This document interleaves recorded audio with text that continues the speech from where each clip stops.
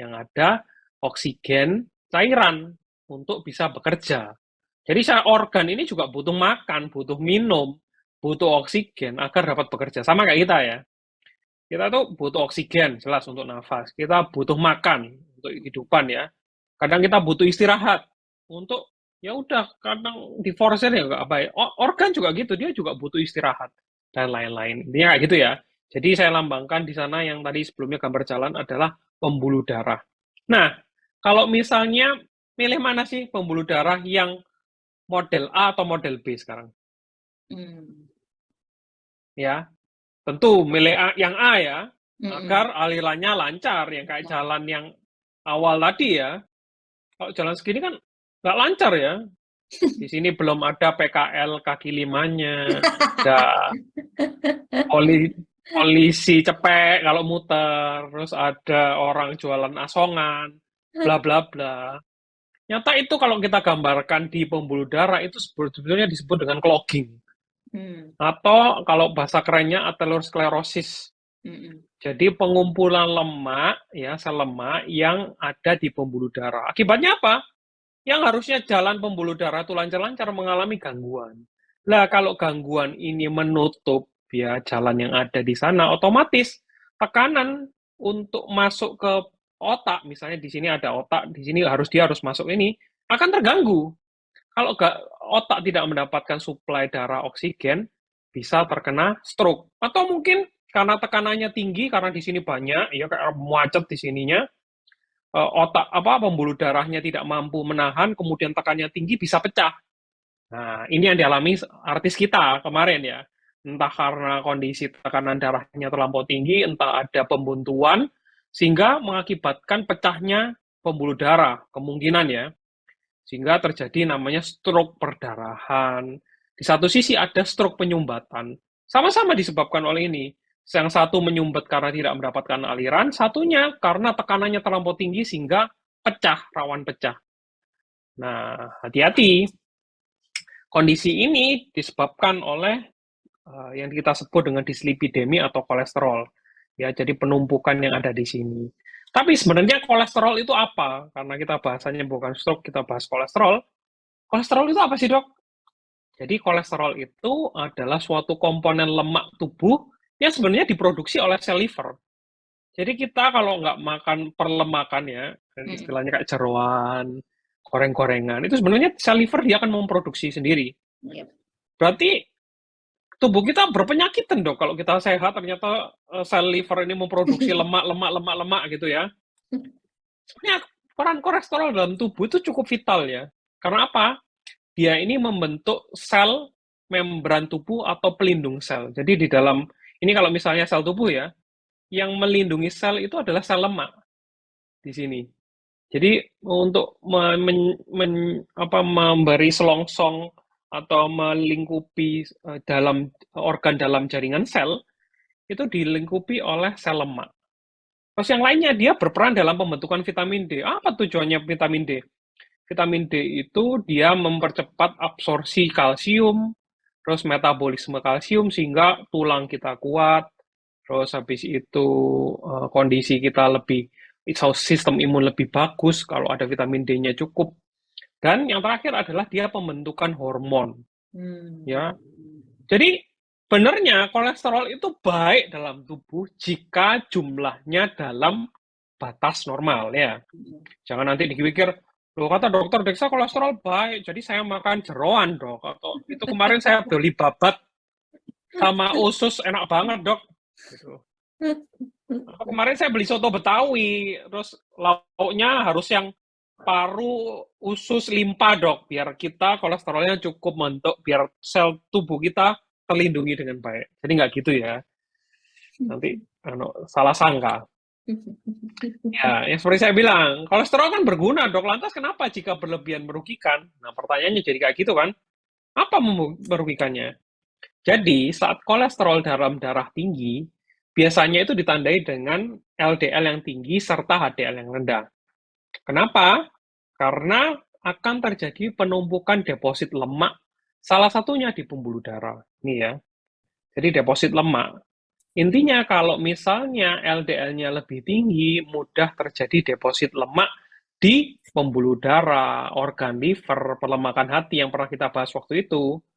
Sehingga menyebabkan penurunan laju darah yang menyebabkan kondisi ini terjadi gangguan nutrisi, gangguan oksigen menuju organ yang penting. Salah satunya jantung, otak, ginjal. Kalau jantung, otak, ginjal nggak dapat makanan cukup, oksigen cukup, dia ngambek. Ngambeknya kalau di otak jadi stroke, di jantung jadi serangan jantung atau gagal jantung, di ginjal jadi gagal ginjal. Nah, jika jantung kekurangan oksigen nutrisi, maka menyebabkan kerusakan jantung permanen. Sama kayak stroke. Kerusakannya juga permanen. Jadi, ini merupakan kondisi-kondisi yang wajib teman-teman perhatikan. Nah, gampangannya kayak gini, ya. Harusnya lurus ya, jalannya bagus gitu. Dilala di sini ada orang kawinan. Ya kan? Nutup Nutupi jalan satu kan? jalan. Nah, nutup jalan. Di sini ada orang kawinan lagi nutup satu jalan. Yang di sini padahal ada orang yang lagi sekarat, ambulan nggak bisa lewat. Aduh. Ya, ada orang di sini nggak terselamatkan ya, ibaratnya kayak gitu ya. Ini metamorfose perlambangannya Analogi. seperti itu, analoginya seperti itu.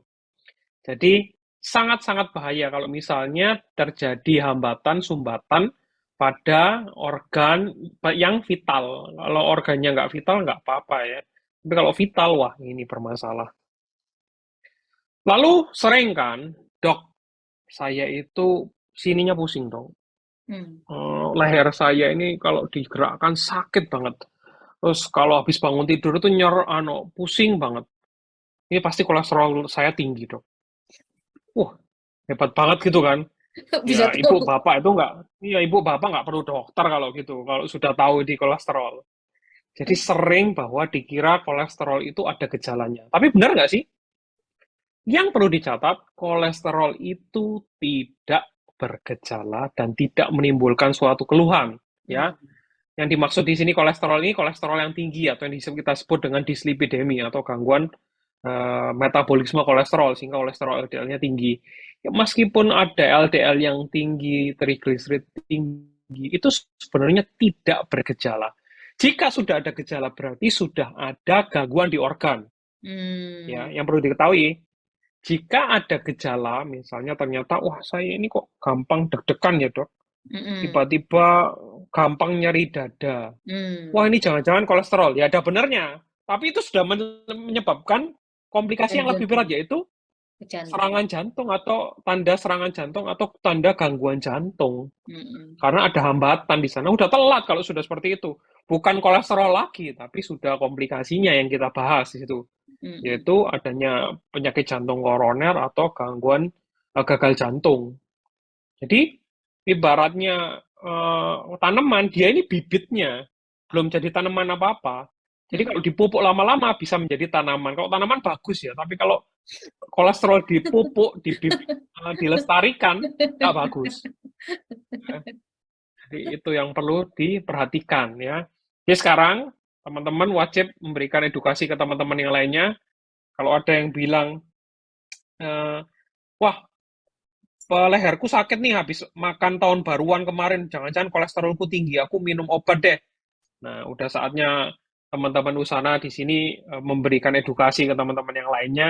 Woi, tunggu dulu, Bapak ini apakah dukun atau tidak? Kalau tidak, jangan memberikan edukasi diri sendiri atau melakukan permainan dokter-dokteran ke dalam diri dirinya sendiri ya. Kasihan ya. Kenapa? Nanti akan saya bahas. Lalu, faktor resiko orang dengan kolesterol tinggi, apa aja sih dok? Kan banyak ya. Karena memang kondisi ini kan, sekali lagi, dislipidemi itu tidak bergejala.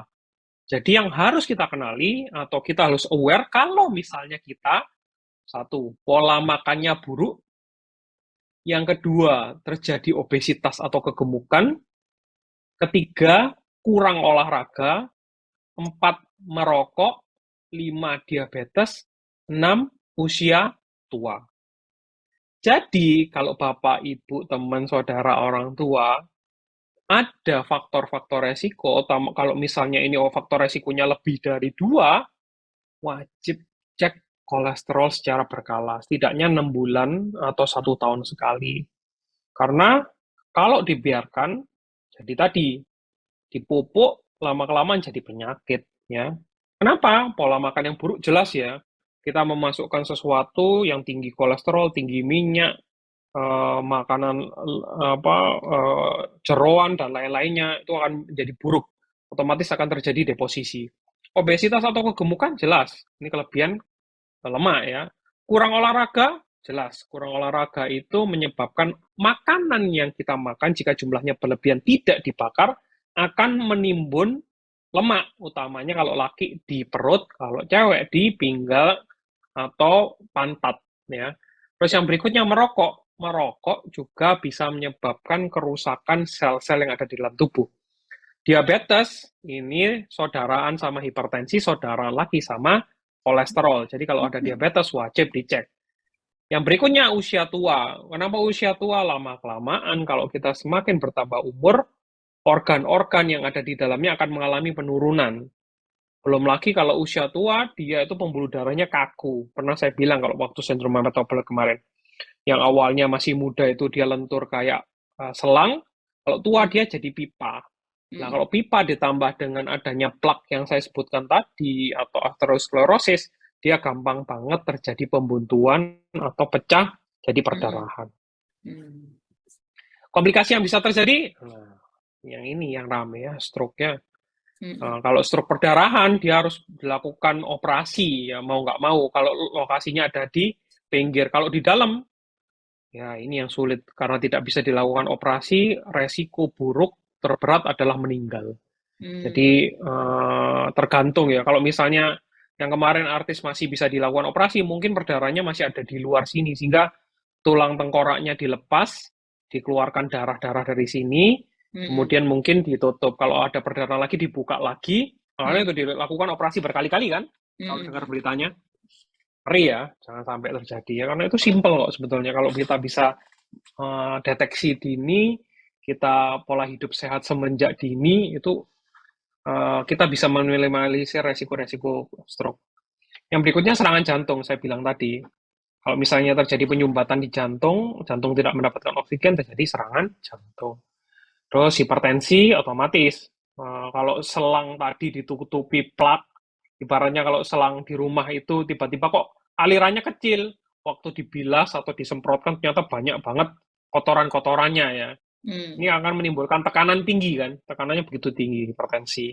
Yang berikutnya adalah gagal ginjal.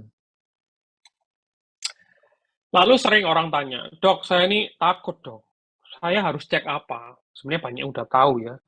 Ceknya ini kan lab favorit semua orang ya. Iya. Dikala dia tidak mengetahui apa yang sedang terjadi, yang terjadi adalah dia cek kolesterol. Meskipun tidak ada hubungannya penyakitnya dengan kolesterol. Jadi harap saya anggap teman-teman di sini udah ahlinya lah ya. Karena Pengecekan mungkin sudah sejuta dicekkan umat ini. berkali-kali. Iya. Apalagi kalau di mall-mall itu ya. Iya. Iya, itu cek kolesterol aja. Oh, aman, hati tenang, makan bebas. Padahal nggak gitu juga konsepnya ya. Karena yang dicek cuma satu komponen aja. Mungkin komponen yang ini tinggi, kita nggak tahu. Ya, jadi sebaiknya kalau sudah seperti ini, kontrollah ke dokter. Biar dokter yang melakukan interpretasi. Karena sulit juga kalau bisa awam untuk melakukan interpretasi. Karena luas banget sebenarnya. Ya, LDL, HDL, triglycerid, sama kolesterol total.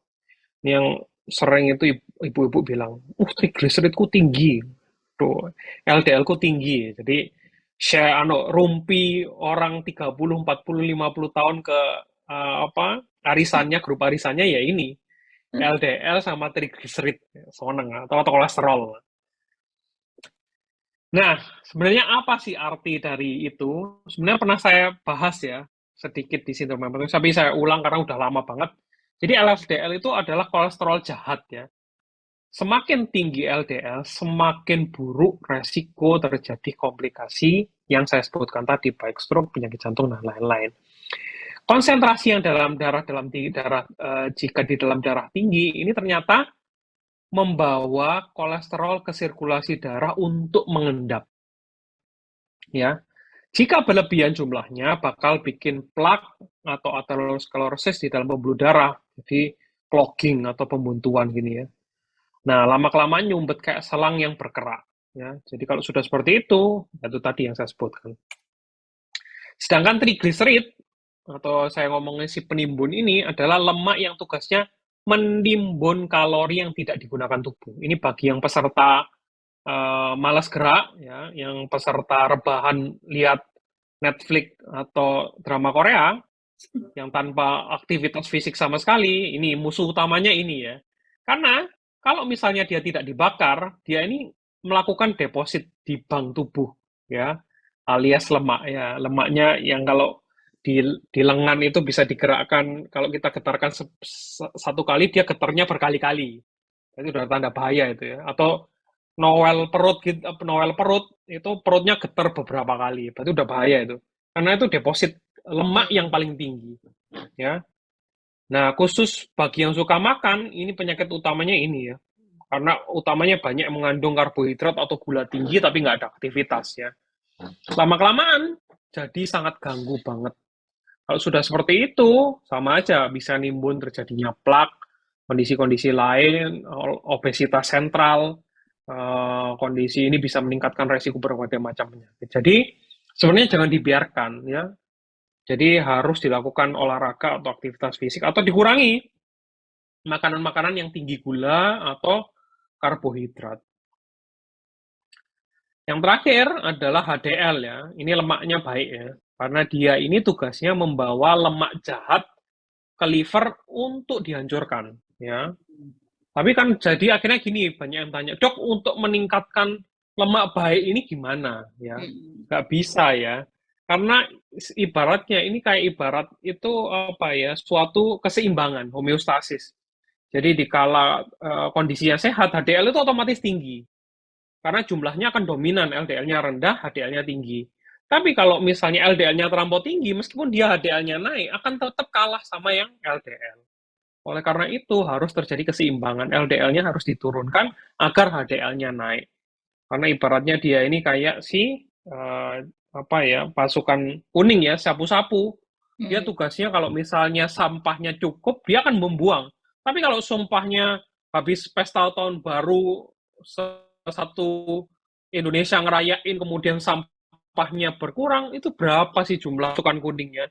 Mau ditambah berapa? Mau ditambah 1 miliar penduduk Indonesia? Kan nggak mungkin, harus sama itu kan nggak mungkin kan? Karena kerjaannya ya sedikit untuk bisa membuang sampahnya masing-masing. Jadi kalau konsentrasinya tinggi, ini sebenarnya dia dapat melindungi dari serangan jantung karena dia akan membuang lemak-lemak jahat.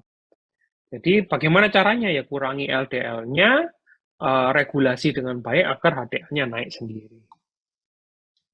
Ini tabel nilai normal kolesterol. Total kolesterol itu normalnya di bawah 200, kolesterol LDL-nya di bawah 130, HDL-nya di atas 40, trigliseridnya di bawah, diusahakan di bawah 200. Lalu, solusinya apa dok jika sudah tinggi ya? Sering kan orang minta solusi, dok, solusinya apa dok? Ini saya sudah kadung tinggi dok.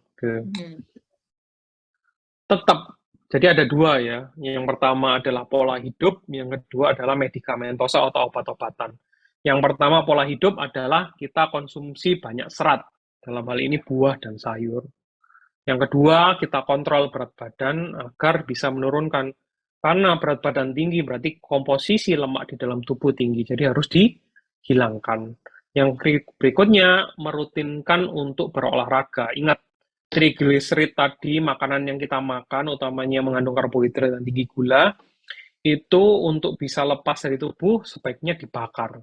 Itu dengan olahraga kan. Yang berikutnya, konsumsi minyak dibatasin. Minyak masuk ke dalam tubuh tetap jadi minyak, nggak akan jadi emas. Jadi untuk menguranginya, kurangi konsumsinya ya. Kadang-kadang orang udah kolesterolnya tinggi, LDL-nya tinggi, tanya ke saya, dok, saya boleh makan ini nggak, jeroan nggak dok? Saya kok pengen gitu. Itu kadang gemes ya, tapi kadang kalau saya sebagai dokter, ya itu pilihan tergantung bapak ibu sekalian. Kalau mau sehat, ayo kita sama-sama. Tapi kalau ibu enggak, nanti kontrol lagi aja ke saya. Jadi kan tetap kontrolnya ya, cuma mungkin lebih sering ya. Kalau yang sehat kan mungkin kontrolnya 6 bulan sekali. Jadi sering kondisi-kondisi itu masih ditawar, padahal udah jelas ya. Dia udah tahu penyebabnya, dia udah tahu solusinya, tetap dilanggar. Jadi sebenarnya kontrol itu ada pada dalam diri setiap manusia ya, pasien-pasien. Lalu dengan obat-obatan, teman-teman pasti di sini udah kenal namanya si statin ya. Banyak golongannya atorvastatin, simvastatin, rosuvastatin ya. Sebenarnya dia bisa menurunkan berbagai macam, tapi sering disalahgunakan ya. Nanti akan saya jelaskan. Terus yang lain-lainnya seperti golongan fibrat ini biasanya untuk menurunkan triglycerid. Tapi sekali lagi sifatnya ini hanya sementara. Kalau kita tidak mengubah pola hidupnya, balik lagi ya. Lain-lain ya ini konsultasikan ke dokter. Semua obat-obatan yang ada karena beda obat, beda kegunaan. Jadi sebenarnya sebanyak ini obat-obatannya kolesterol. Ya biar dokternya aja yang milihin ya, karena yang terbaik setiap orang belum tentu terbaik untuk Anda. Jadi pas saya sakit kolesterol, tinggal beli obat kolesterol gitu bisa kan dok? Ya sering nggak gitu kan? Habis makan all you can eat, habis pesta, habis merasa bersalah, dia tahu punya kolesterol, tiba-tiba dia makan yang berat, kemudian dia merasa bersalah beli obat di apotek, saya minta statin, saya minta fibrat, nah gitu-gitu. Apakah bisa kondisi seperti itu? Ingat, ya, kolesterol itu harus dicek sebelum konsumsi obat. Karena tadi, kolesterol itu sebenarnya banyak sekali kegunaannya jika kondisinya normal. Nah, ada tadi ya, ada kondisi bersalah, habis makan all you can eat, tapi sebenarnya kolesterolnya normal nih. Tapi karena ada kondisi bersalah tadi, minum obat-obatan itu, kolesterol yang sebelumnya normal menurun, akan jadi bermasalah pada keseimbangan kolesterol dalam tubuh. Biasanya tubuh menggunakan kolesterol untuk melindungi selnya, waktu diambil, lah, kolesterol saya mana? Nah, apa akibatnya? Akibatnya akan ada efek samping dan sangat beresiko. Konsumsi obat kolesterol secara bebas tanpa tahu kadar kolesterol dapat menyebabkan efek samping dari obat. Ya, efek sampingnya apa?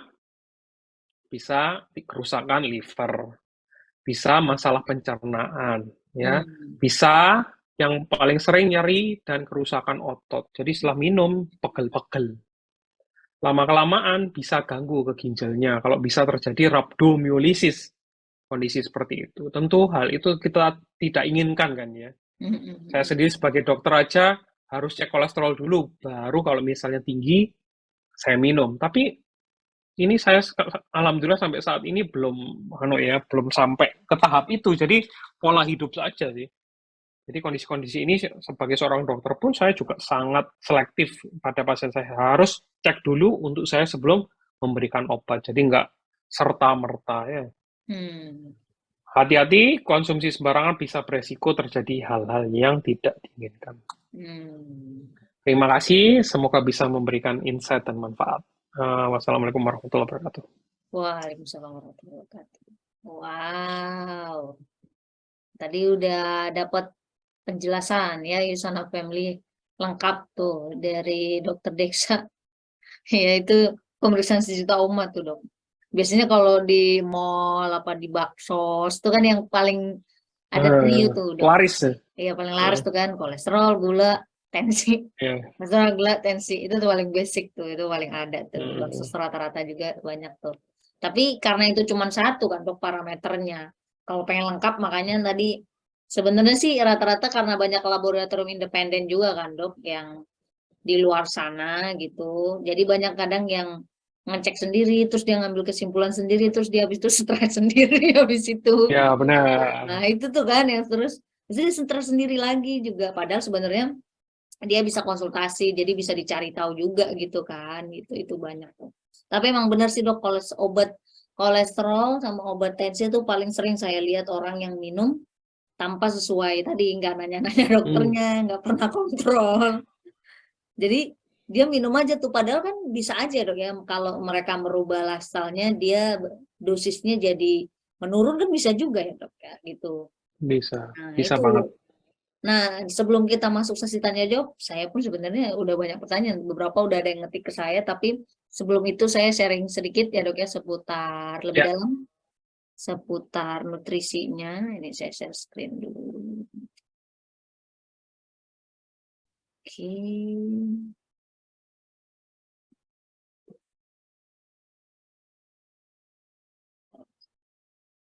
Belum ya, belum muncul. Oh iya. Wait, where is it? Where is it? Oke. Ya, di sana family. Oh ini optimal health sekaligus kardiovaskular ya. Kita bahas langsung aja kalau nutrisi itu nggak spesifik kita bahas untuk kolesterol, lemak, tapi ini kita langsung bahas yang tadi sistemnya ya. Jadi memang kompleks ya, karena tadi dislipidemia ini sendiri bisa kemana-mana juga ya. Jadi komplikasinya kalau kita tidak melakukan penanganan yang baik, maka dia bisa komplikasi ke manapun ya. Tapi itulah sebabnya makanya kita bahas topiknya nutrisi untuk sistem kardiovaskuler yang lebih optimal. Kesehatan kardiovaskuler itu jantung, pembuluh darah, dan teman-temannya lah Yusana Family. Jadi kalau kita bicara soal nutrisi, tadi sudah diingatkan oleh Dokter Deksa ya, kenapa? Kalau orang yang udah kena atau punya masalah dislipidemia itu udah pasti pola makannya harus diperbaiki kalau udah kena. Kalau kita belum kena gimana Mbak Erni? Apakah bisa santai-santai aja? Sebenarnya enggak, kalau kita memang ingin melakukan pencegahan. Karena kan tentu jauh lebih baik mencegah daripada tadi ya, tetap mencegah itu tetap lebih baik daripada mengobati ya di Yusana Family. Tapi kalau sudah terjadi ya kita segera lakukan berobat dan penanganan yang tepat, jangan dibiarin juga gitu, jangan lari dari kenyataan karena banyak juga orang, saya banyak menemukan ini ya Yusana Family, masyarakat kita banyak yang nggak mau periksa, kadang-kadang badannya udah sering terasa tidak nyaman segala macam tapi tetap nggak mau periksa ke rumah sakit, ke ya yang simpel apa ya, puskesmas ya. Kalau udah senior biasanya kan posbindu ada juga kan, kalau di daerah-daerah pun ada ya posbindu untuk yang lansia. Kalau posyandu kan buat balita ya. Nah, nutrisi sebetulnya dari beberapa riset kalau terputar nutrisi atau pola makan yang paling tepat yang sangat bermanfaat untuk kesehatan jantung, otak, dan pembuluh darah, pokoknya yang ada kan pembuluh darah di seluruh tubuh kita ya Yusana Family kan, karena dia bisa kemana-mana kan, tadi ini plaknya juga. Cuman tadi kata kunci dari Dokter Deksa kan, kalau dia tadi gitu ya istilahnya nempelnya gitu ya, dia nangkring dulu nih di organ vital, nah itu bahaya. Masalahnya ini yang sering terjadi nih di kondisi sekarang. Dari beberapa referensi, beberapa penelitian itu banyak yang menyarankan kita menerapkan yang namanya pola makan diet Mediterania. Diet Mediterania tuh kalau Bapak Ibu bisa perhatikan ya, atau mungkin Anda baca lebih detail, Bapak Ibu bisa cari, tuh udah banyak sekali informasinya. Tapi pada dasarnya Anda bisa lihat pola makan yang diterapkan konsep diet Mediterania itu, mereka sebetulnya mengkonsumsi seluruh zat gizi lengkap ya. Jadi ada karbohidrat, protein, lemak, vitamin, mineral lengkap gitu dari jenis nutrisinya. Jadi bukan macam di jenis diet-diet yang sekarang lagi bertebaran, diet no karbo atau no fat atau yang lemaknya tuh minim banget atau sebaliknya yang proteinnya tinggi banget gitu ya. Jadi kalau diet Mediterania itu lebih ke balance diet ya. Diet atau pola makan seimbang. Jadi diet itu kata lain dari pola makan Yusana Family. Jadi bukan diet itu turun berat badan doang ya, jangan ya. Yusana Family tentu yang sudah sering mengikuti training kita ini sudah sangat paham bagaimana definisi dari diet. Diet itu bukan berarti dia turun berat badan ya. Diet weight loss namanya kalau turun berat badan. Atau fat loss. Nah jadi diet Mediterania itu balance diet yang seimbang. Jadi dia tetap boleh tuh makan sumber karbo, tinggal jenis karbonya yang kita pilih gitu. Jadi bukan berarti dia nggak boleh makan lemak ya. Lemak itu penting kayak tadi kolesterol aja diproduksi di dalam tubuh, di liver kita diproduksi gitu. Tapi kenapa kita harus jaga asupannya? Kita kenapa perlu jaga kadarnya asupan kita sehari-hari? Ya karena di dalam tubuh kita aja udah diproduksi. Jadi kenapa kita perlu mengatur intake-nya kita, asupan yang kita konsumsi sehari-hari? Kemudian proteinnya juga sayur dan buah pasti, sudah pasti ya. Jadi diet Mediterranean itu memang dia mencanangkan gitu ya, mencanangkan memang balance diet, semua zat gizi itu dikonsumsi sesuai dengan proporsi dan kebutuhan tubuh. Nah, masalahnya gitu ya. Jadi bukan seperti diet-diet yang sekarang banyak segala macam, saya pribadi pun bahkan udah nggak bisa ngikutin semuanya update banget, saking banyaknya jenis diet-diet yang bermunculan. Bahkan kadang yang bermunculan itu yang come up idenya tuh bukan seorang ahli gizi ya, tapi seorang selebgram, dia diet sendiri gitu kan, nggak ada background gizinya, terus berhasil. Terus ya karena dia selebgram, dia promosikan itu, banyak orang ngikutin, terus tapi banyak akhirnya juga yang nggak berhasil gitu ya, atau bahkan malah jadi nggak sehat. Itulah that's why kenapa kalau kita ngomongin pola makan, Bapak Ibu wajib konsultasi memang ke pakarnya. Kalau Anda ingin desain tertentu ya, terutama kalau sudah ada penyakit tertentu sebetulnya lebih bagus diawasi oleh ahli gizi ya. Nah, tapi ini kalau kita bicara, saya membicarakan secara umum nih, diet Mediterania itu yaitu dia memang boleh makan karbohidrat. Bukan kita tuh, badan kita tuh sumber energinya paling sukanya karbohidrat, Bapak Ibu. Emang di settingnya kayak gitu.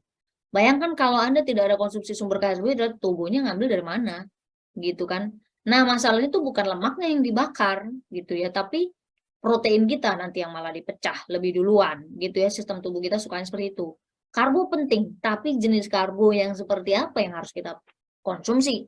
Nah, diet Mediterranean itu mencanangkan atau memberikan suatu gagasan jenis-jenisnya ini loh yang kita perhatikan, bukan berarti nutrisinya yang kita batasi gitu, pengolahannya. Makanya kalau Bapak Ibu lihat, karena dia memang sangat seimbang, terus dia tidak ada membatasi jenis-jenis zat gizi, jadi dia bukan tidak boleh konsumsi lemak, boleh ya, tapi lemak yang kandungannya lemak tidak jenuh gitu. Itu sumbernya dari mana? Banyak ya, dari nabati ada, dari hewani juga ada, dari hewani, tapi Anda harus perhatikan bagaimana pengolahannya.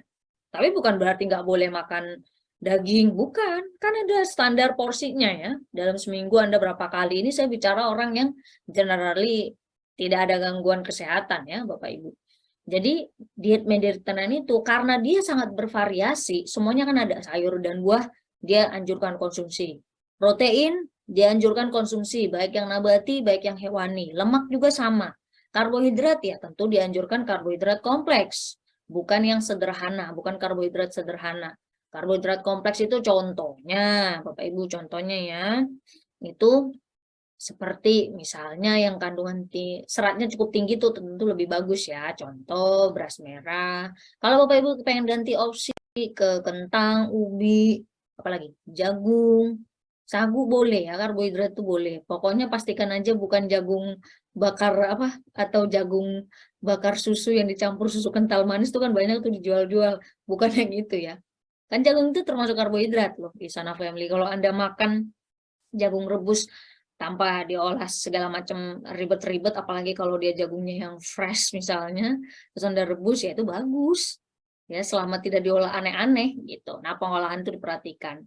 Karena dia sangat seimbang nutrisinya, kemudian bervariasi jenis-jenisnya, semuanya lengkap ya. Makanya diet ini sangat lengkap. Dia bisa memberikan vitamin yang cukup, kandungan omega 3 ya, kandungan mufa ini ikatan lemaknya, Bapak Ibu ya, ada yang panjang, ada yang pendek, tapi yang bermanfaat tentunya untuk tubuh. Kemudian mineral, ya karena dia anjurkan kita mengkonsumsi sayur dan buah yang cukup, kemudian jenis karbohidrat yang kita konsumsi juga yang kandungan seratnya tinggi tadi ya, makanya nggak nasi putih, bukan tiap hari makanya roti putih gitu ya, roti gandum boleh. Kemudian, jadi jenisnya itu, sumbernya yang kita perhatikan. Ada polifenol, ini termasuk antioksidan, likopin juga termasuk antioksidan, tapi banyak ya. Nah, karena lengkap sekali ya, jadi antioksidannya dapat, vitamin mineral dapat, serat, kemudian lemak yang baik juga dapat. Jadi makanya benefitnya itu untuk kesehatan yang berhubungan terhadap sistem kardiovaskuler itu banyak banget. Yang pertama menurunkan oksidasi ya, ini tadi yang bisa jadi salah satunya memicu tadi muncul banyak plak di dalam pembuluh darah ya. Kemudian inflamasi peradangan. Kemudian bisa menurunkan kadar tekanan darahnya kita, Yusana Family ya. Kemudian kadar gula darah. Ya tadi kan berhubungan nih, misalnya saudara-saudaraan nih. Awalnya gangguannya kolesterol, lemak, trigliserid, kemudian habis itu saudaraan sama, kalau nggak diatur saudaraan sama lama-lama sama gula darah atau diabetes juga lama-lama, terus ke tekanan darah juga. Jadi banyak saudara nih kita ya. Kalau nggak dijaga, nah diet Mediterranean ini dia bisa membantu cukup holistik dia ya, membantu untuk seluruh aspek kesehatan tubuh. Nah ini kalau dari pola makan yang Bapak Ibu bisa terapkan. Tentu ini kalau kita terjemahkan ke bahasa yang lebih mudah, ya Bapak Ibu bisa terapkan seperti ini. Pemerintah kita tuh udah lengkap ya. Tidak hanya di Indonesia, di luar negeri juga sebenarnya sudah lengkap. Bapak Ibu selalu ya, saya tidak pernah bosan-bosannya mengingatkan Bapak Ibu untuk menerapkan mulai dari sekarang. Kita bisa start dari yang paling kecil, dari yang paling mudah buat kita ya. Tiap orang tentu beda-beda standarnya. Terapkan konsep pola makan piring T ya, atau My Healthy Plate, konsep piring sehat. Atau seperti kalau Bapak Ibu lihat ini kan seperti huruf T ya. T. Yang setengah piring itu adalah sayur kalau bisa. Kalau nggak bisa sayur plus buah. Kalau memang bisa di-mix, tapi setengah piringan dah Bapak Ibu. Jadi kalau Bapak Ibu Yusana Family makan salad itu setengah piring sendiri. Jadi jangan cuman dicomot sedikit, jangan. Ya, jadi apalagi tidak hanya sebagai garnish doang. Kayak kalau makan pecel lele, pecel ayam, itu cuma garnish doang ya. Daun seledrinya cuma berapa lembar, nggak masuk hitungan. Ya, nggak masuk hitungan ya. Kurang. Udah ada sayur bagus, tapi kurang. Nah, itu intinya sayur dan buah setengah piring. Kemudian seperempat karbohidrat. Kemudian karbohidrat itu nggak mesti nasi ya Bapak Ibu ya. Anda bisa variasikan dengan yang macam-macam. Otak di Yusana Family, otak kita tuh bisa bukan otak ya. Tubuh kita tuh bisa disetting. Nah, cara mengelabui otak itu bisa. Ada triknya. Makanya ngerubah habit itu satu-satu. Kalau Bapak Ibu ingin nambah porsi sayurnya, minggu ini fokus nambah porsi sayur. Nambah porsi sayurnya juga jangan langsung instan. Lah biasanya aja nggak makan sayur, Bapak Ibu langsung makan setengah piring. Kagak dimakan ujung-ujungnya. Ya, jadi bertahap. Atau misalnya Bapak Ibu pengen ngurangi porsi makan nasinya. Apalagi sekarang kalau Bapak Ibu misalnya termasuk Yusana Family kategorinya udah overweight atau obesitas gitu ya. Nah itu Yusana Family bisa kurangi porsinya itu, kalau yang biasanya satu piring penuh Bapak Ibu bisa turunkan atau kurangi jadi 3/4. Kemudian setelahnya Yusana Family minggu depannya kalau udah berhasil ya kurangi jadi setengah piring lagi. Minggu depannya lagi berhasil kurangi jadi seperempat. Gitu.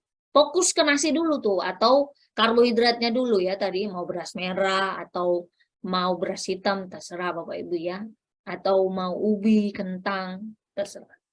Nah, jadi fokusnya seperti itu. Jangan langsung instan, langsung ngikutin konsep piring teh ini sekaligus. Teriak Bapak Ibu, badannya yang teriak, bukan Bapak Ibu yang teriak. Bapak Ibu habis itu ya karena badannya terlalu menderita, akhirnya nggak konsisten perubahannya. Padahal tujuan kita kan tentu untuk long term ya, jangka panjang. Dan ini menjadi suatu gaya hidup, bukan sesuatu yang Bapak Ibu cuman pas inget doang. Nggak, kalau udah jadi habit kan bisa jadi lifestyle. Nah, ini kalau dari piringnya ini udah paling simple nih Bapak Ibu ya. Ini sampai sekarang masih digunakan. Nah, kalau dari porsinya, Bapak Ibu bisa lihat ya, sayur sama buah tuh sayur 3-5 porsi sendiri. Buah 3-5 porsi sendiri. Ini negara berkembang nih loh ya. Negara maju itu nggak cuma ngomongin porsi, jenis warnanya pun diperhatikan. Sudah ada pengaturannya, harus berapa warna dalam sehari. Kalau pengen sehat optimal gitu ya. Jadi Bapak Ibu bisa lihat dari semua jenis zat gizi di sini ya.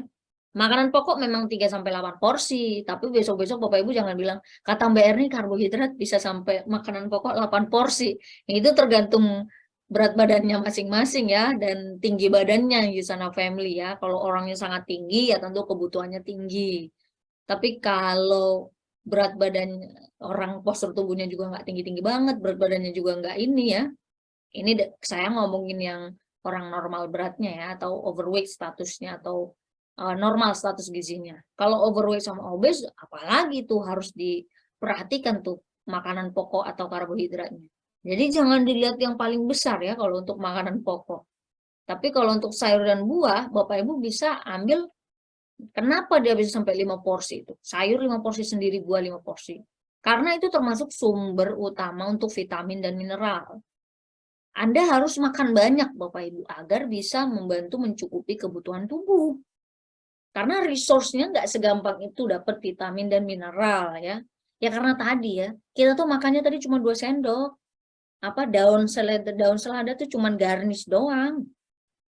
Jadi nggak cukup, udah ada sayurnya, tapi porsinya nggak cukup. Ya terus di tubuh kita ngapain nih? Istilahnya kalau Bapak Ibu ke medan perang gitu ya, musuh kita ada 1000 pasukannya lah, kita cuma bawa 50.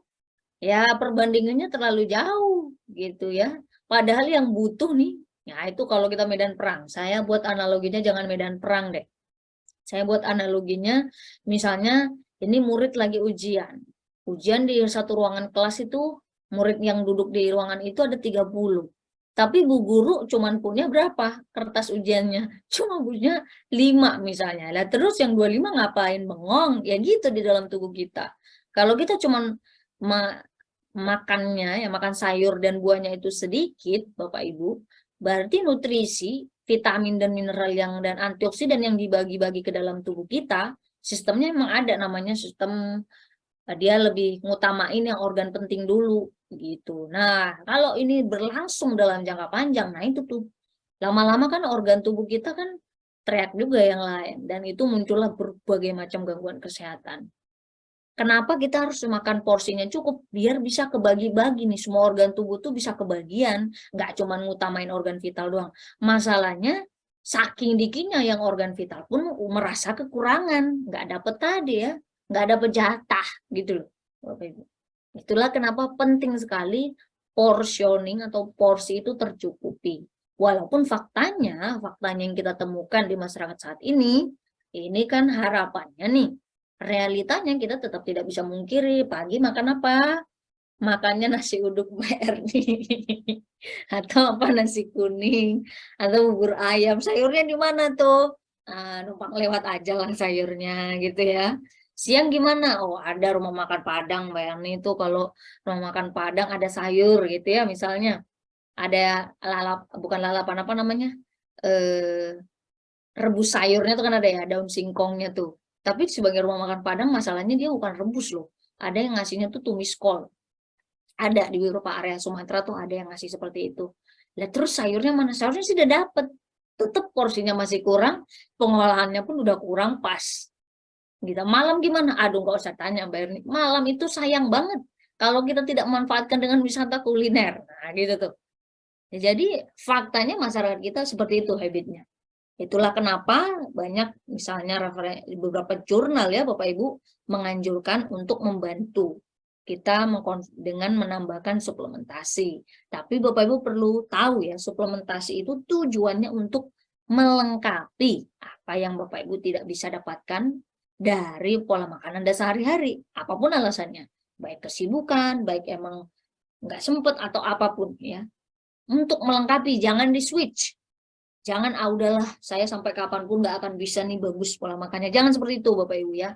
Tetap yang utama sumber nutrisi untuk tubuh Anda itu adalah pola makan kita mulai dari sekarang, mulai dari besok, mulai dari sekarang. Kalau Bapak Ibu ada yang belum makan malam gitu ya, itu mulai dirubah pelan-pelan. Karena tadi membentuk habit kebiasaan dan akhirnya jangka panjangnya pola makannya pun bisa sehat. Gitu ya, karena ini bukan sesuatu yang instan.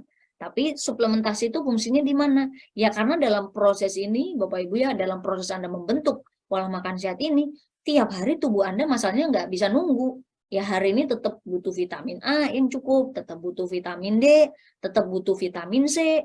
Dia nggak bisa nungguin, saya baru bisa nih pola makan sehatnya kira-kira 1 bulan lagi. Lah memangnya kalau selama 1 bulan itu tubuh Bapak Ibu nggak butuh nutrisi yang cukup. Banyak orang yang sebetulnya menyepelekan peran dari nutrisi ya, tapi padahal sebetulnya peran nutrisi itu sangat penting. Salah satu pilar kesehatan kan, selain olahraga. Karena memang efeknya tidak instan ya. Tapi sekarang kalau kita perhatikan saking gaya hidup anak zaman now terutama itu banyak sekali yang buruk ya, karena banyak ya ya tadi ya dari rumahnya kurang dikontrol oleh orang tuanya, ya mungkin bisa saja karena tidak ada contoh yang baik, akhirnya mereka dari usia muda pun sudah menerapkan pola makan tidak sehat. Makanya banyak anak muda sekarang umur 27 tahun, apa kemarin kalau tidak salah saya di berita umur 21 ya, yang kena itu loh, stroke. Banyak kan sekarang pemberitaan Bapak Ibu. Jadi penyakit-penyakit kardiovaskuler kayak stroke tadi ya, slipidemia, kemudian hipertensi, itu nggak cuma menyerang orang tua, itu bukan penyakit orang tua aja. Itu makanya kenapa kalau orang yang muda pun butuh kecukupan nutrisi, nggak cuma orang tua gitu ya. Jadi itu salah satunya yang Bapak Ibu bisa ingatkan. Jadi ingat ya, suplementasi itu untuk melengkapi, memastikan Bapak Ibu memang betul-betul tercukupi kebutuhan nutrisinya. Nah, di sini ada beberapa suplemen di sana yang memang kita rekomendasikan untuk Bapak Ibu konsumsi kalau ingin mendapatkan kesehatan kardiovaskuler ya, kesehatan jantung pembuluh darah yang optimal di dalam tubuh. Tapi ini bukan obat dislipidemia, bukan obat stroke, apalagi bukan ya Bapak Ibu ya, beda. Kalau Bapak Ibu misalnya ingin merekomendasikan suplemen ini kepada customer Anda, klien Anda yang memang misalnya memiliki kondisi masalah-masalah kesehatan tertentu, pastikan konsultasi juga sama dokternya ya. Karena tadi komplikasi tiap orang beda-beda, pantangannya beda-beda. Sesuatu yang positif sekalipun, kalau orang sudah metabolismenya sudah bermasalah atau sudah unik ya, saya lebih tepatnya menyebutnya sebetulnya bermasalah ya, tapi saya lebih senang nyebutnya udah unik, nggak sama dengan orang normal pada umumnya, kita nggak bisa generalisir.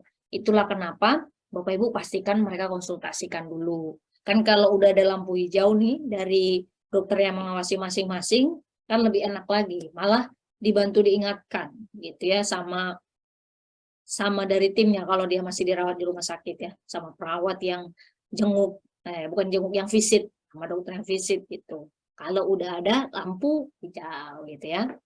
Itu kalau yang sudah ada penyakit-penyakit tertentu. Nah, ini beberapa list produknya, Bapak bisa lihat, wah banyak juga ya Mbak Erni. Ya karena tadi ya sistem pembuluh darah jantung dan pembuluh darah yang ada di seluruh tubuh kan. Dan sistemnya itu luas dan kompleks. Bapak Ibu tentu bisa sesuaikan dengan concern Anda masing-masing dan budget masing-masing ya.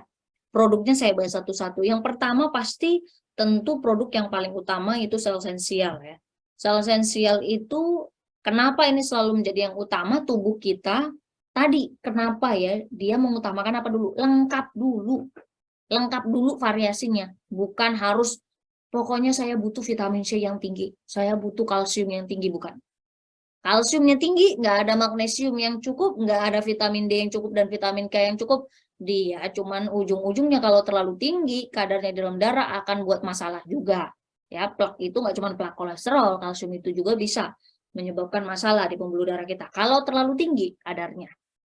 Makanya perlu ada regulatornya ya, nutrisi-nutrisi yang lain.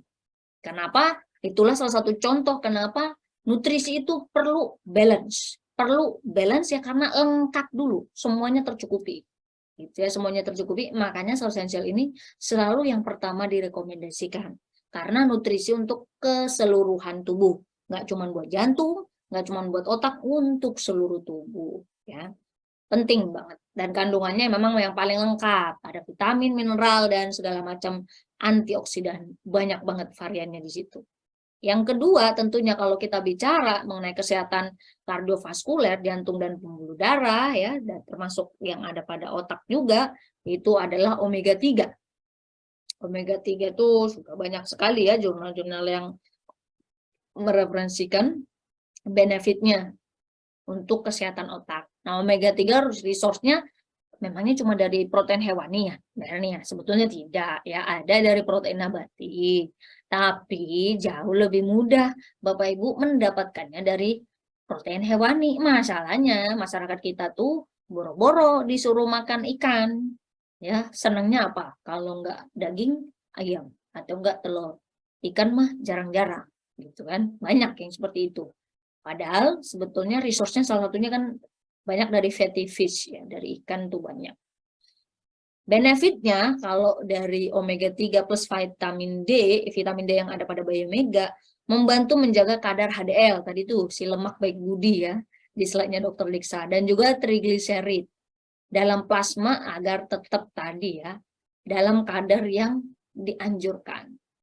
Karena ini penting, kalau ini trigliseridnya normal, kadar HDL-nya juga bagus di dalam tubuh, di dalam darah kita ya, itu fungsi arteri dan juga aliran darahnya tetap sehat.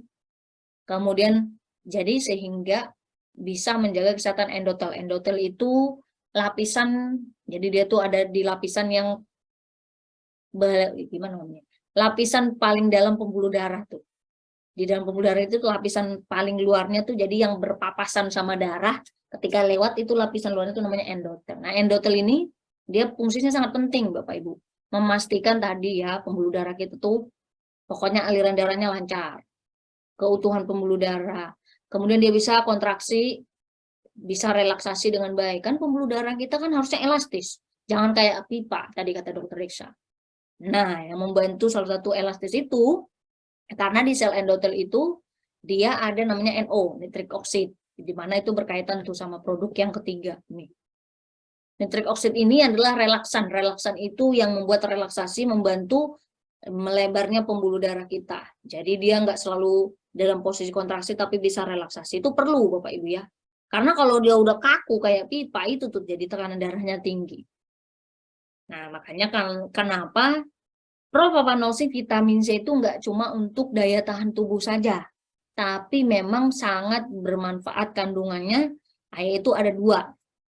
Polisi atau vitamin C dalam bentuk mineral ya, kemudian grapeseed extract itu memang benefitnya untuk risetnya yang dilakukan oleh USANA dan third party, yang memang bekerja sama dengan USANA, mereka third party independen, memang bermanfaat untuk kesehatan jantung dan pembuluh darah.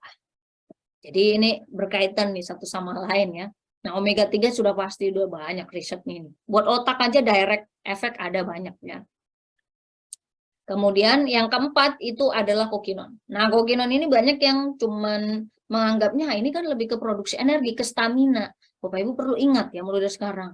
Organ tubuh kita yang termasuk paling capek kerjanya yang nggak pernah istirahat, ototnya itu bukan otot bicep tricep ya, ini masih istirahat dia. Yang otot tubuh yang nggak pernah istirahat itu adalah jantung.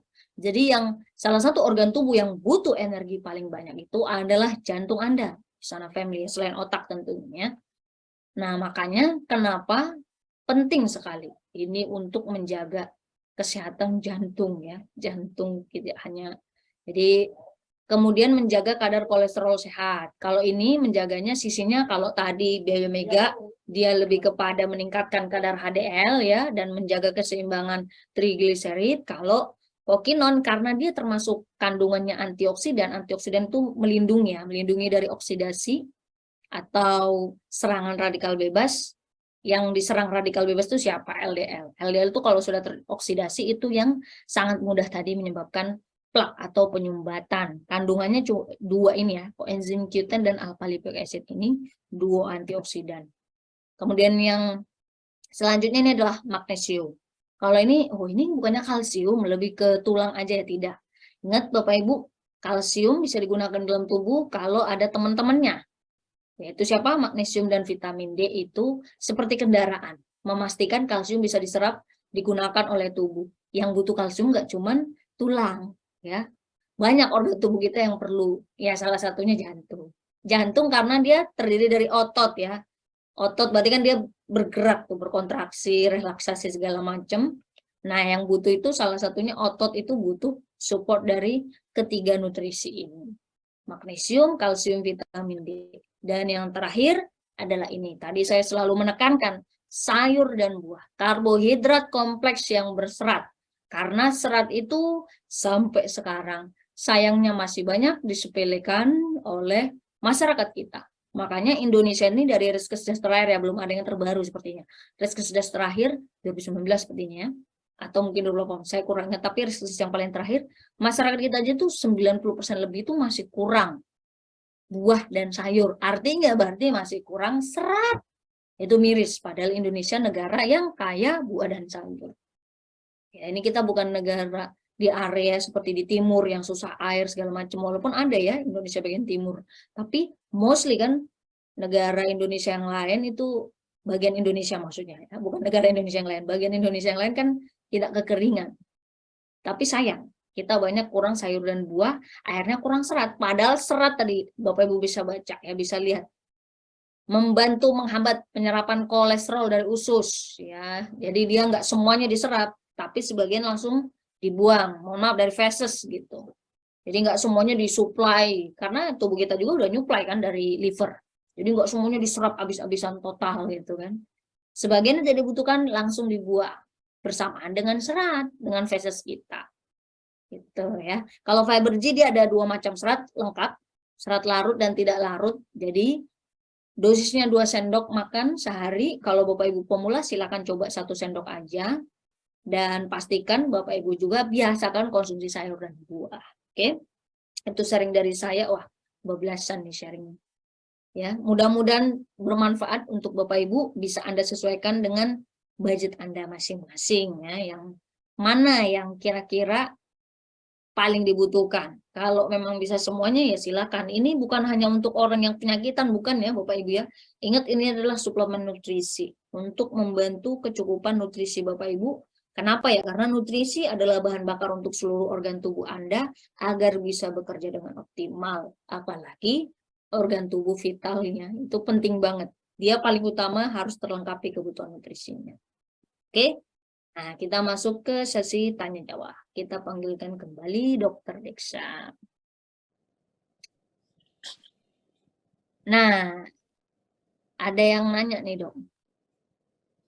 Ya. Dok, bisa nggak kejadiannya kalau kolesterol, sebentar. Jadi kolesterol totalnya itu tinggi, tapi HDL-nya pun tinggi. Tadi kan lebih dari 40 ya, Dok ya? Nah, itu bagaimana ya? Maksudnya ini mungkin minta penjelasan secara general nih ya. Jadi LDL-nya dia masih rendah, tapi HDL-nya tinggi, tapi trigliserinanya tinggi nih. Jadi trigliserinanya tinggi, HDL-nya tinggi, maksudnya udah lebih dari yang dianjurkan, tapi LDL-nya rendah. Gimana tuh? Ya. Ini bermasalah. Jadi mungkin ya, LDL bagus, HDL bagus, cuma triglycerid yang bermasalah. Ya ini yang sering terjadi. Utamanya pada pasien-pasien yang pasien-pasien orang-orang yang punya obesitas. Obesitasnya itu yang bukan serta-merta BMI-nya di atas 25, 30, di bawah 25 tapi perutnya buncit, atau kalau cewek itu panggulnya itu besar ya, pear shape gitu ya, pear shape, atau gemuknya itu di bagian beberapa tempat aja. Itu sering yang triglyceridnya tinggi, karena memang dia penimbun. Kalau kita dengar tadi bahwa triglycerid adalah sang penimbun. Jadi bagaimana? Berarti aktivitas fisiknya kurang. Aktivitas fisiknya kurang. Mungkin saat ini terhindar dari bahaya LDL. Tapi beberapa waktu lagi mungkin LDL-nya akan kena. Atau mungkin triglyceridnya kalau nyimpan di liver, dia jadi fatty liver. Ya.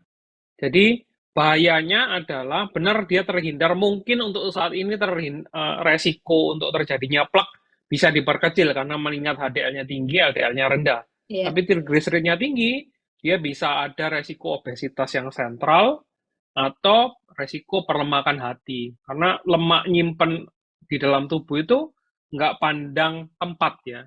Dia bisa sesuka dia bisa nyimpen di pembuluh darahnya, bisa nyimpen di organ livernya, bisa nyimpen di di jaringan perutnya, di jaringan lengannya, di jaringan pahanya, di jaringan bokongnya. Itu jadi banyak kondisi-kondisi ini. Oh, jadi ya, tapi cukup beresiko juga ya, Dok, kalau kita makin lama makin besar lingkar pinggangnya gitu kan. Nah, benar. Berarti itu concernnya tadi ya. Oh iya, karena tadi memang trigliserida si penimbun ya. Jadi harus banyakin gerak, tipsnya buat customer yang ini nih. Oke. Sama jadi kurangi jangan gula-gula. HDL-nya tinggi ya, Dok. Nah, jangan seneng dulu karena dia tuh bersihin si LDL ya. Iya. Makanya kan banyak tuh soalnya. Banyak tuh kadang-kadang gitu. Dulu kan karena sering ikut maksudnya saya jadi panitia baksos kan, Dok. Dulu ke zaman kuliah dulu. Gitu banyak nanya. Oh, tanya aja sama dokter gitu ya kan. Kita cuma bagian ngecek-ngecek doang. Oke. Wah, dia lanjut lagi nih nanya, Dok. Kalau kolesterol totalnya gimana, Dok? Ya, kolesterol total itu ibaratnya penambahan jumlah antara LDL dan HDL. Heeh. Jadi kalau lebih dari 200 ya tetap resiko tinggi. Hmm. Resiko tinggi. Jadi bukan berarti kita langsung menyepelekan gitu ya, Dok ya. Ya, Walaupun benar, benar. ADL-nya masih bagus. Heeh. Betul. Oke, baik. Nah, ini pertanyaan selanjutnya nih, Dok. Nah, dislipidemia ini apakah ada faktor ini juga, Dok? Faktor genetik. Misalnya kalau Oh orang ya, tuanya sudah terkena gitu. ada. Genetiknya bisa diturunkan terkait dengan kebiasaan habit makannya atau Hmm. produksi sel livernya untuk produksi kolesterol tinggi. Jadi Oh. ada yang namanya hiperkolesterolemi familial. Ya karena memang produksi kolesterolnya lebih tinggi. Jadi kalau sudah seperti ini, pola hidup sehat ditambah dengan obat. Ya, kan Hmm. ingat tadi, kolesterol itu meskipun kita nggak dapat dari luar, diproduksi oleh sel Liver. liver. Nah, itu tadi. Jadi bisa banget. Dan banyak orang ngiranya, ini loh dok, saya sudah pola hidup sehat, tapi kolesterol saya tetap tinggi. Saya nggak makan apa-apa, nggak makan kok tetap tinggi. Mungkin bisa jadi familial hiperkolesterolemi. Karena dari genetik Hmm. ya, keturunan. Wah deh itu, Dok ya. Wah, itu informasi penting tuh buat di sana family. Tapi intinya Mm-mm. kalau udah melebihi normal ya memang harus ada penanganan ya, Dok ya. Tadi nggak bisa dibiarkan terus-terusan seperti itu ya. Ya, benar. Oke. Nah, ini ada pertanyaan cukup unik juga nih, Dok. Dok, apakah dislipidemia ini bisa menyebabkan batu empedu? Ya, ini juga sering ya. Batu empedu terbentuk dari biasanya memang kolesterol ya. Jadi biasanya kalau kolesterolnya, biasanya faktor resikonya makan makanan yang tinggi, eh, tinggi minyak, terus jeroan, daging-dagingan, itu mudah banget terbentuk batu empedu. Di samping itu, kondisi-kondisi seperti diabetes mengganggu saluran empedunya, bisa terbentuk batu empedu juga. Jadi ini juga salah satu faktor resiko juga. Jadi kolesterol kalau misalnya didegradasi, tadi kan dilihat ya, HDL akan membawa LDL ke sel liver. Di sel liver dia akan degradasi untuk dibuang sebetulnya.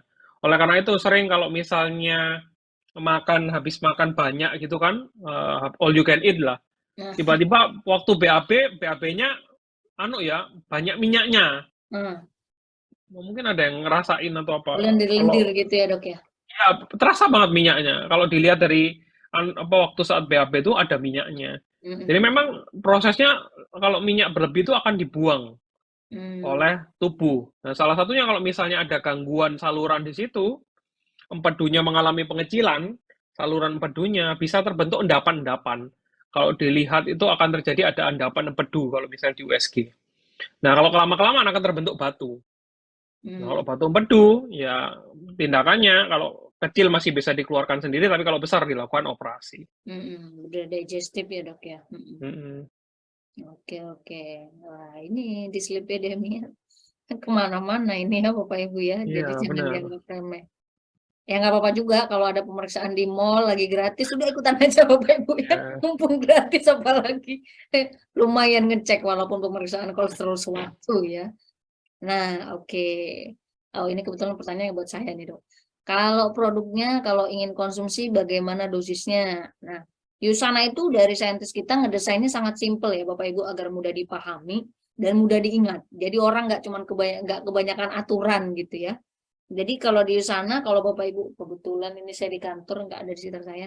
Nah, jadi kalau di botol, Bapak Ibu lihat di bagian paling depan, jumlah total tabletnya. Rata-rata kita ada 5-6 tablet, itu dibagi 28. Kenapa 28? Karena memang semuanya didesain, diciptakan oleh saintis kita habis dalam waktu 28 hari.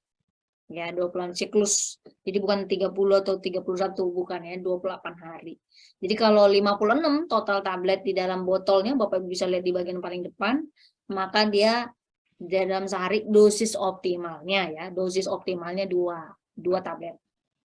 Kalau yang dia di dalam seperti Hepasil, ini tapi kalau produk tadi tidak ada ya, Hepasil dan Prokosa itu 84, itu dibagi 28 berarti 3 tablet sehari. Kalau 3 tablet ya Bapak Ibu bisa bagi, apakah bisa saya mau pagi aja ya terserah. Kalau saya buat Bapak Ibu harus pagi malam, ini bukan kayak macam dukun ada ritualnya, bukan Bapak Ibu ya. Anda bisa sesuaikan dengan gaya hidup, pola makan Anda masing-masing. Yang penting ingat pengaturannya, kita selalu sarankan konsumsinya bersamaan dengan makanan, ya itu lebih bagus. Ya karena dia kategorinya nutrisi barengan sama makan, dia lebih optimal, lebih maksimal penyerapannya di dalam tubuh. Apalagi terutama Bapak Ibu kalau yang perutnya sensitif tuh sangat membantu ya. Jadi literally di tengah-tengah makan. Nah itu ngebantu juga tuh. Jadi kita porsi makannya nggak lebay. Karena udah minum beberapa tablet sambil minum air putih kan gitu. Jadi makannya tidak over, nggak berlebihan. Itu tips juga tuh. Kalau yang mau turunin, ngurangin, ngatur pola makannya. Itu tipsnya ya, Bapak Ibu ya. Jadi sangat mudah sekali. Jumlah total tablet dibagi 28. Itu dosis optimal. Kalau Bapak Ibu baru banget pertama kali konsumsi, misalnya beli paket kan, biar harga lebih murah tentunya, diskonnya unik kalau paket. Tapi cara konsumsinya apakah harus semuanya? Ya Bapak Ibu bisa sesuaikan gitu ya. Bayangkan saja ya Bapak Ibu nggak biasa minum 1-2 tablet sehari gitu kan. Itu bisa mulai dari low dose. Bapak Ibu juga kalau menganjurkan ke customer Anda Bapak Ibu bisa menyarankannya start from low dose. Yang penting konsisten dulu. Jadi jangan hari ini dia minum banyak, besok nggak minum, besok nggak minum, besok nggak minum. Efeknya nggak kerasa beda ya. Kayak kita makan aja. Oke? Nah, oke. Ini selanjutnya pertanyaan untuk Dokter Deksani, Dok. Dok, apakah ada nih pengaruh tidur nih terhadap kadar dislipidemia kita? Bisa jadi semakin memburuk. Bukan semakin memburuk ya, bukan memburuk dalam artian secara langsung, berarti artiannya adalah saat kita tidak tidur, ada hormon namanya hormon grelin, ini meningkatkan nafsu makan kita. Nafsu makan kita besar pasak daripada tiang ya, olahraganya sedikit, makannya bejibun, apalagi malam. Waktu kita makan malam, jam 10, jam 11, itu kemudian kita tidur, ternyata pada saat kita makannya masuk ke dalam usus itu akan lambat mencerna. Akibatnya apa kalau makanan itu lama di usus? Diserap lebih banyak lagi. Yang harusnya bisa dibuang lebih cepat, tapi diserap. Jadi benar-benar diserap, baru nanti pada saat pagi baru dibuang. Berarti kan harusnya pencernaan itu harusnya bisa 4-6 jam, dia bisa 12 jam lebih. Artinya lebih banyak makanan yang diserap. Nah, kalau makanannya bagus, nggak ada masalah ya, tapi tetap ada resikonya. Tapi makanannya udah makannya malam banget, karbohidrat tinggi, gulanya tinggi, tambah es teh, sirup, terus makannya nasinya 1 piring besar, nggak ada sayurnya, ada jeroannya, ya sering kan ya. Malam itu kan ibaratnya malam kan paling enak tuh, banyak tuh. Habisan ya. Ya, jadi itu akan lebih banyak diserap. Nah, bayangkan aja lemak-lemak minyak yang harusnya bisa dikeluarkan nggak bisa karena dia benar-benar diserap. Apa akibatnya? Meningkatkan resiko dislipidemi ujung-ujungnya. Oke. Ya karena tadi directnya ke hormonnya tadi ya Dok ya. Yes. Jadi, wah itu jangan juga tuh. Jangan sampai semuanya diserap ya. Benar, itu tipsnya juga tuh kenapa tidur harus dijaga. Oke.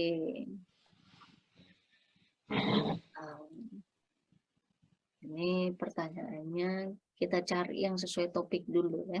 Ini banyak yang bertanya nih, karena banyak yang bertanya tapi nggak sesuai topik. Kadang-kadang konsultasi ujung-ujungnya. Iya. Mumpung ada dokter gitu tuh kadang Dok ya. Jangan ya, kita sesuaikan topik dulu lah. Di lain waktu kalau kita buat sesi Q&A, mungkin bisa kali Dok ya, kita buat sesi Q&A khusus. Bisa, mau nggak? Ini bisa nggak nih Dok? Jadi, tapi tetap bagusan sih, biar terarah ada temanya ya Dok ya. Cuman iya, ada temanya. Kalau open banget ya konsultasi jadinya ya.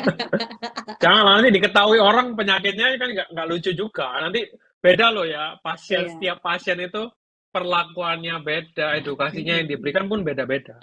Jadi sebaiknya sih sesuai inline ya. Benar. Iya sih, betul. Kita juga seperti itu biasanya kalau ngasih rekomendasi gitu. Nah, bener kan? Tailored. Iya, tailor recommendation. Hmm. Oke, itu saja sepertinya dok pertanyaan dari Yusana Family semuanya yang ada di sini. Ya, tapi sebelumnya saya menjawab sebelumnya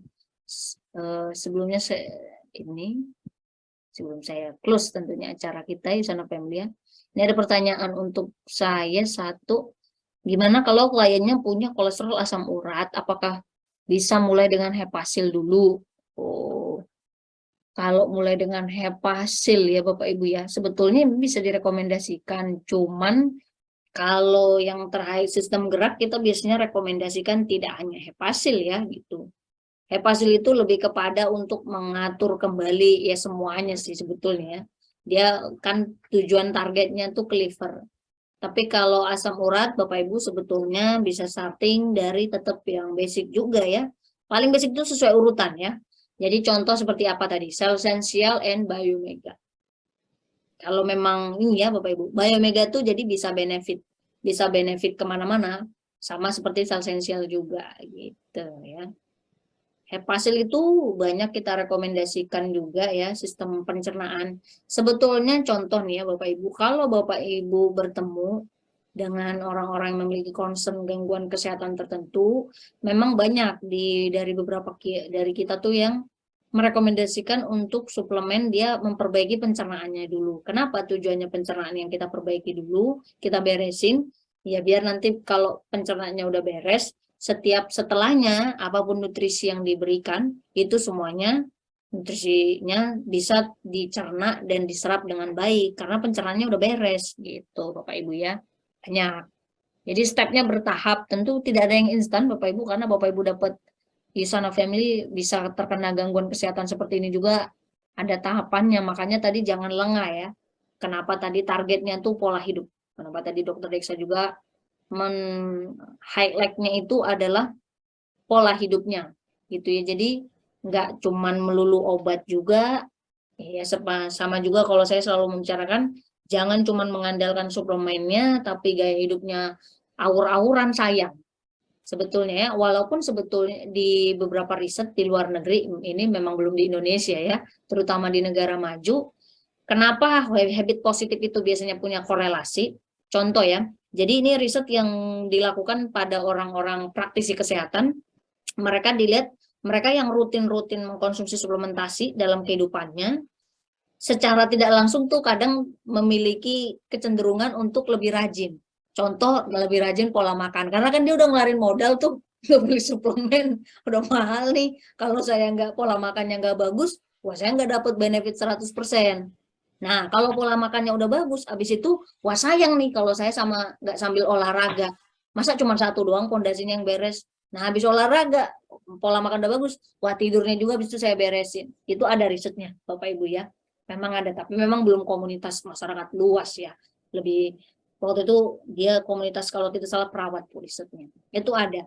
Makanya kita selalu men-encourage Bapak Ibu, targetnya itu tetap healthy eating ya, healthy eating and then jadi healthy lifestyle. Itu targetnya. Kalau Bapak Ibu badannya langsing, ya itu bonus lah, bonus Bapak Ibu. Tapi semuanya kan parameter indikator kesehatannya dulu. Kalau Cell Essential kenapa kita rekomendasikan Yusana Family? Karena memang kita punya risetnya ya. Anda konsumsi 1 bulan, 1 bulan itu ada beberapa parameter yang terkait kardiovaskular, parameter marker kardiovaskular itu memang meningkat jadi kondisinya lebih positif gitu ya, baik dari kadar HDL-nya segala macam itu ada. Makanya harus rutin konsumsinya, bukan tadi ya, bukan bolong-bolong, oh saya semangat hari ini minum semuanya, besok nggak minum, bukan seperti itu ya. Prinsipnya sama seperti makanan Anda sehari-hari, tapi pastikan Anda konsumsinya juga sesuai yang disarankan. Jangan, oh saya saking semangatnya pengen sehat, minum Cell Essential 4-6 tablet sehari, kebanyakan, nggak perlu Bapak Ibu ya. Kalau saya orang ya dari corporate, kita nggak seneng juga kalau Bapak Ibu minumnya nggak sesuai dosis. Karena itu menyarankan yang tidak baik ya, saintis kita tidak menyarankan seperti itu juga. Oke, itu saja. Thank you banget Dokter Deksa untuk sharing-sharing malam hari ini. Sehat Sama-sama selalu Mbak Ri. dok. Stay safe di perjalanan nih dok ya. Iya, masih Mbak Ri. Masih teman-teman. Oke. Nah, Yusana Family, saya ada sharing remind beberapa informasi saja acara kita ya. Acara kita yang online itu ada besok bersama dengan Pak Andri. Ini mempromosikan bisnis Yusana yang tepat ya. Seperti Yusana Family ketahui, kita nggak cuma fokus terhadap kesehatan fisik, tapi juga kita memperhatikan kesehatan finansial Bapak Ibu semua. Makanya Yusana itu ada sisi bisnisnya juga. Kalau Bapak Ibu ingin dapat kesehatan secara holistik, kita menyebutnya seperti itu ya, atau kesehatan yang seutuhnya, completely healthy. Dan kita juga punya acara offline di kota kesayangan Anda masing-masing ya. Ini tadi banyak nih soalnya yang Surabaya. Tapi sebelum ke Surabaya kita ke Jakarta dulu. Jadi di Jakarta itu nanti tanggal 14 Bapak Ibu ya, ini acara memang eksklusif untuk yang sudah menjadi associate Yusana tentu dan menjadi bagian dari Yusana Family. Kalau Anda ingin berhasil dalam program yang kita sudah informasikan yaitu Selapip Shining Star, dan Bapak Ibu ingin mendapatkan reward segala macam hadiahnya berantai, kita sudah sharing dulu ya, dari emas, ada kalau